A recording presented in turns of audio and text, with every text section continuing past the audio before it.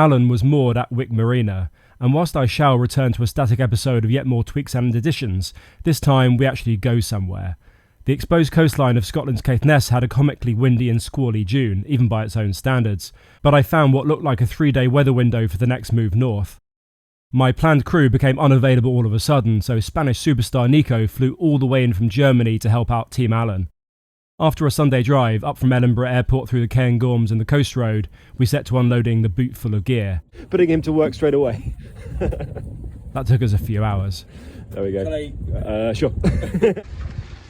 It's a very, very rainy night, but it should be gone by the morning, I hope. I really hope. I'll use the rainy bit and 2 or 3 hours of darkness to explain this leg of the journey. We need to get up to Shetland, up all alone in the North Atlantic, and luckily there are some equally intriguing islands en route. First, Orkney, which I was looking forward to as a destination in itself, and likewise the minute, isolated island of Fair Isle. Rather neatly, these would give us 3 more or less equal length moderate days, and time for some rowing ashore and exploring.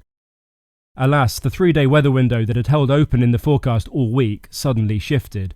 The Monday and Wednesday were still okay, but wind and waves would blow through on the Tuesday from the west. So I changed the plan.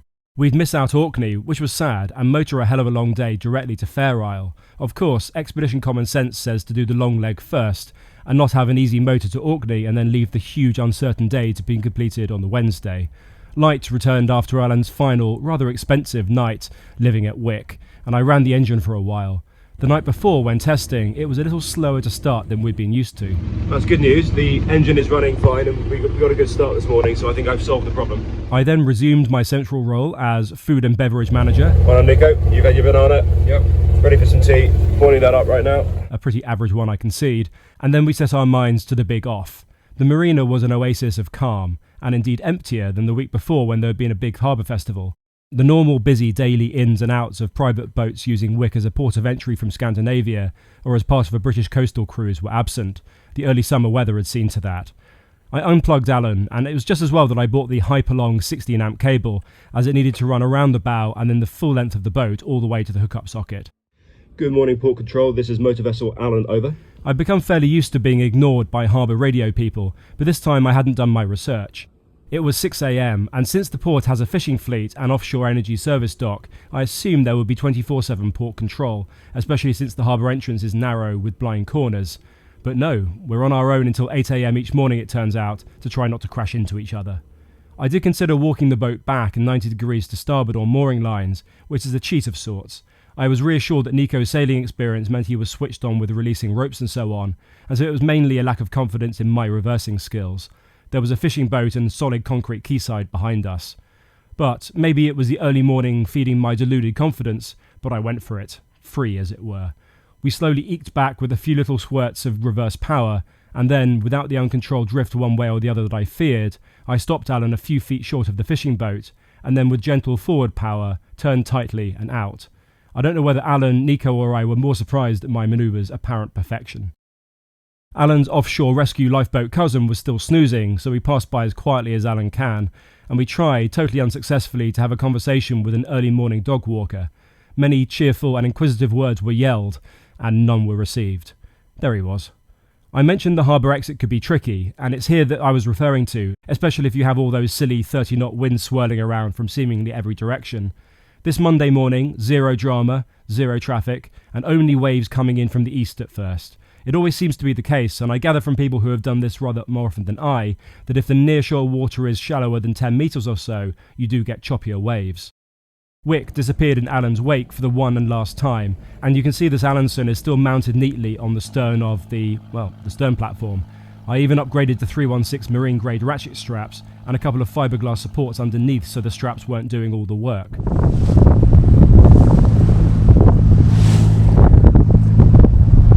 So Nico has just mentioned having to look towards the horizon a bit, so I'm just going to keep an eye to make sure that there's no problems with seasickness, because this sea is pretty easy, and we'll just have to make sure that we make good decisions. The comfort of crew aboard Alan is noticeably paramount, as you can tell by the percentage of returning crew members from previous journey legs, and a good view out of the hatch to the horizon is of course a known method for settling a stomach. The little chops were directly on Alan's bow, so provided very little challenge, and as promised, they lengthened out as we put more metres behind us, and in this case more metres of the sea beneath us. A good start. You can continue to rely on this channel in whatever format it develops for profound and detailed analysis such as that.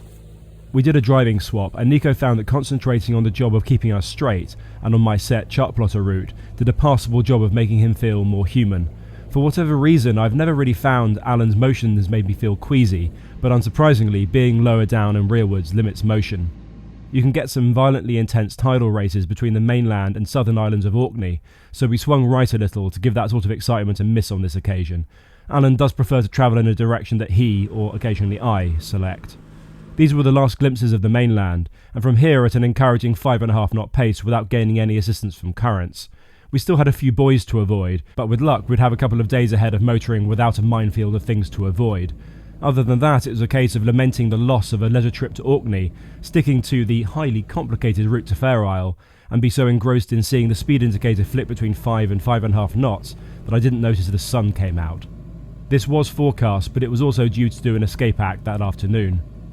Excellent visibility gave us a glimpse of a distant Orkney. I think this is Sanday Island. Other than that, we waved at the offshore service ships and made sure that we weren't about to get in the way of fishing boats doing important things with nets. At this point we ended up with the first indication of a shortcoming with my iSailor app and iPad combination. You're relying on a single GPS receiver, and I'm not aware of any tablets or phones containing more, so nothing like a dedicated satellite device which might have dozens inside. I noticed the indicated heading was behaving rather jumpily, and so I worked out the magnetic deflection and went old school with Alan's original compass. The weather became delightful, and the gentle easterly wind turned to a northerly and then began to build somewhat ahead of schedule. But we'd done about 70 miles and had 15 more to go, without any sign of pace dropping much below 5 knots. It was here that waves formed by the wind argued with the swell from the southeast and the west, now that we were out from the protection of Orkney. We ended up in a confused, growing sea. The waves weren't huge, but they were awkward, and Alan tends to confront awkwardness in kind. I'm definitely ready to get there. This is now wind against tide, and it's a really awkward angle. This is really uncomfortable. We've been doing roughly hourly swap-overs at the helm, except when certain sleeping patterns intervened, and Nico certainly seemed to feel healthier out there, especially as the motion worsened, but that fix couldn't go on all day.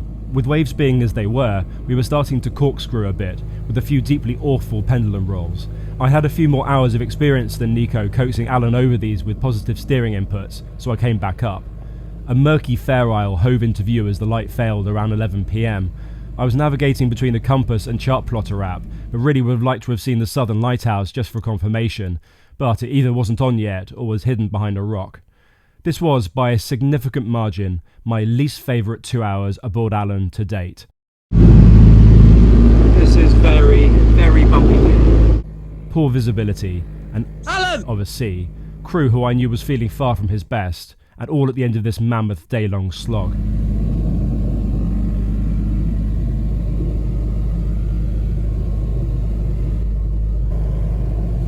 We passed this landmark, Sheep Rock, which meant that we were making progress along the eastern side of the rugged outpost that is Fair Isle.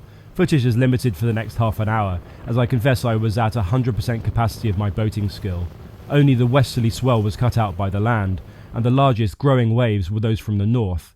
As light dipped to nothing, I'd need to make a U-turn around some serious rocks, and then turn south into the protection of the bay, the North Haven. But the darkness meant that with no view of the large waves, I had only the feel and the motion of the boat to work out where we were at a peak or a trough. Any idea of following the original plan, with 100 metres plotted west before the 90 degrees south turn, was out of the question. We'd be broadsided by the waves, possibly suck air and not diesel, and end up on the rocks in seconds. So I needed to time the turn perfectly and ask Alan to perform a near full about turn within the length of a single wave. I confess I told Nico to close the hatch only partially to stop water from a breaking wave coming in, but mainly because I didn't want him to see what I was doing. He was feeling rotten, and adding trepidation would achieve nothing. I made the turn just about, and with all the topography being much smaller and importantly closer than expected, we motored into the bay, with smaller waves of course, but not absent due to the wind direction.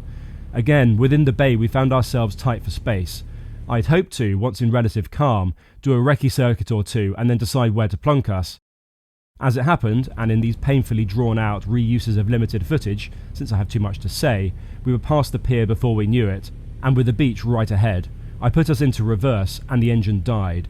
I leapt down from the seat, restarted, and gave it revs to get us back from the sand, which Alan must have been grazing with his keel. Then forward power again. In the low revs either side of neutral, the engine died again. This time we drifted towards the pier.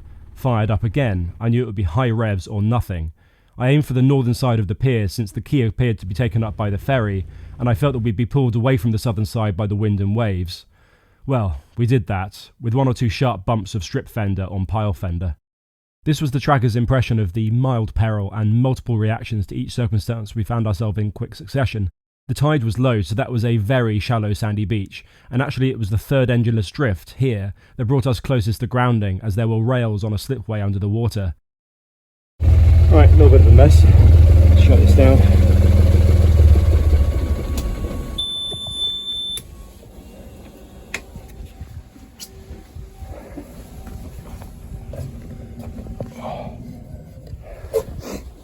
Oh, peace at last. Alright, Nico. How's it going? We made it.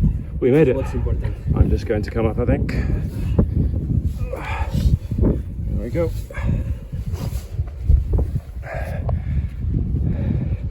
We are moored at Fair Isle. So that was quite tricky. I will go into more detail in the voiceover about the difficulty coming in, but then as we came in, basically it turned out that the whole harbour was a little bit smaller than I was expecting. We thought that we would have 2 or 3 minutes to work out which side we were going to moor and to look for the pontoons, but the pontoons were absent, and then we found ourselves pretty much nearly on the beach. Then I went into reverse, and for some reason the engine stalled, so I had to fire it up about 10 feet away from grounding, and we managed to get ourselves back to this jetty, which we'll probably be able to see more of in the morning. Hold on, maybe. No, my torch isn't quite good enough. So to this jetty here, but now we've moved it round to a more protected area on the other side. Anyhow, after a very bumpy night, as the small frequent waves thumped us sporadically against the squeaky rubber on the pier, morning appeared in the manner in which even Alan has now come to terms with, at least with a little more tide. Well, good morning. Good morning. There are still 2 of us. We're still alive and we're still friends, which is good. Yeah, that was a much better night than I was expecting, because I had to go out and redo the mooring lines because we were a bit too tight, and so we were bouncing against the jetty, which was a bit uncomfortable. But I think you slept like a log, Yeah. which is good. And then I eventually slept like a twig, which is good. But yeah, I think we're now going to go and explore sort of Fair Isle and go and see. We don't really need any facilities, but just to go and see what there is. And then we're going to wait out the weather today and do a bit of a hike maybe, and hope that that weather window in the morning stays a weather window. The wind remained, and if anything had grown. The ferry had vanished, and presumably in the early hours 2 yachts nabbed the marginally superior mooring positions. We tried a whole series of mooring line and spring configurations, but with side-on waves we would never achieve no movement, nor silence from the rubbing. One yacht was Norwegian and friendly, and the other Czech and full of people, but less friendly. Okay, so we're going to head up and see what Fair Isle has to offer in our matching hats. By the way, this is what it looks like when you've got a new hat, and this is what a hat looks like when it's gone through the wash like 20 times. Apologies for the wind. The haven looked almost exotic, and I was already trying to work out a better mooring spot for Alan that didn't get in the way of the ferry or involve rafting.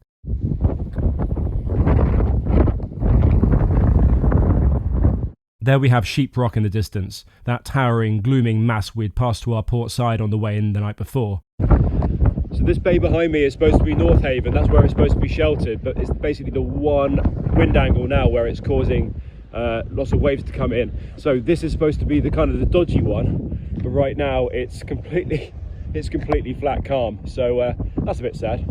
They're building a new bird observatory over there after the last one burned down.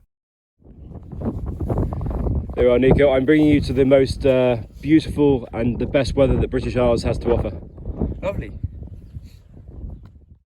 And this, of course, is the airport, which was rather well appointed. Doing a full walking tour of the 3-mile long island with its population of under 100 isn't a lengthy task, but we had to entertain the locals along the way, in between their work shifts with these guys. who, of course, are not counted amongst the population and are not as good at conversation. Anyhow, you can see that even on a grey, windy day, Fair Isle is quite something, with nods to its British identity and plenty more nods to island tradition, crofting and woolen sweaters. Before long, we reached the southern bays and shores, where that lighthouse I was trying to spot still hid, found a Commonwealth War grave site, and then we were invited in for tea and a chat by a delightful bloke. The islanders have an excellent supply of sea, grass, sheep and wind, so it's no surprise that they're adding more turbines as time goes on, whilst reducing their reliance on diesel generators to power the community, with its homes, churches, halls and school, which also has a solar array optimistically positioned to collect up the sunlight from long summertime days. This is the route back north to the haven, facing east, and gusts of wind weren't leaving even the sheltered bays alone. We were considering moving Alan to alongside the quay, but weren't quite sure of the low tide water depth. More excitingly, there was also some activity down at the harbour, as a load of small cars had passed us. The ferry had arrived, which, given the weather, mustn't have been too much fun. The loadmaster, who'd been on the trip down from Shetland, said they'd had nearly 4-metre waves out there away from the shelter of land. This is, aside from small planes or a chartered ship, the way that food, mail and so on arrives from the relatively populous Shetland archipelago. The marina listing had boasted the harbour had a pontoon. Well, I'm presuming that's the pontoon they were talking about. my attention was now on Wednesday, which was the next morning, and we'd press on north for the final part of the leg. I wanted to see if just idling would throw up any indications of the issue.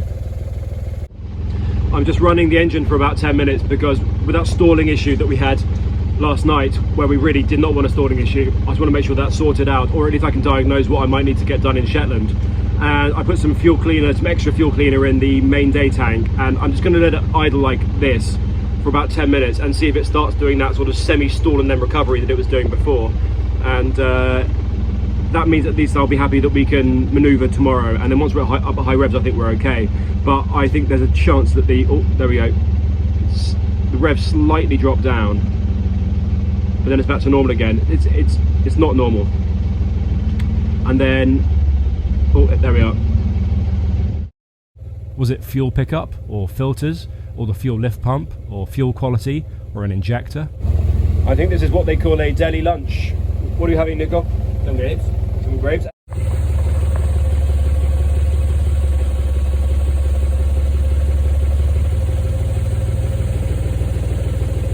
You can hear the undulations here, but no cutout this time. Reassured, I checked the water depth beneath our keel and over on the shallow but free part of the quay. I'll delay that major operation until the next instalment, because, people of the channel, Nico and I went for a walk. A windy one, as it's unlikely either of us will ever find ourselves on Fair Isle again. This is the narrow gap I'd had to find in the dark as we arrived the day before, and the rock we needed to not run into. It is extremely windy out here. This is the North Lighthouse, not the one I'd not found, because here it is. It's automated now, so the keeper's cottage and so on is locked up, but down there on the outcrop is a pretty impressive, if slightly rusty, giant foghorn. Sadly, the bridge was crumbling and guaranteed instant death, so we didn't do that. Instead, we enjoyed watching the angry sea from atop our cliff, wondering if there was a day that it would ever be easy to land a helicopter, let alone a plane, on this deeply welcoming yet strange little island, and found a puffin almost close enough to get some footage of it in absence of a proper long lens. I'll leave it there, good people, and soon we'll share with you our exodus from Fair Isle and what happened next. Bye.